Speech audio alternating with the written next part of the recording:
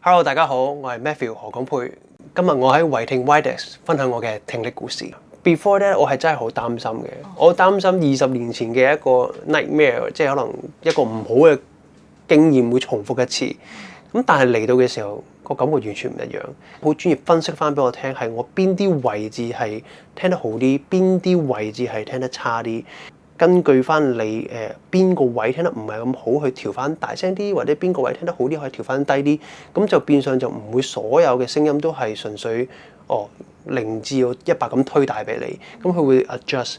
咁同埋喺調配嘅過程，咁其實佢都反反覆覆再 adjust 咗3至4次，令到我感覺再舒服啲。比起我20年前佩戴嘅時候我係完全唔知發生咩事嘅，我感覺就好似有個人俾嗰個日你戴啦，之後就走啦。咁我嗰刻我就係但係咁跟住咧，即係20年前嗰1個月，我就係自己喺屋企就攞住個螺絲批，就自己喺度教嚟教去都教唔啱。但係我喺維聽就係咁喺度 tune 啲好細微嘅位置，令到我而家呢一刻係戴得好舒服。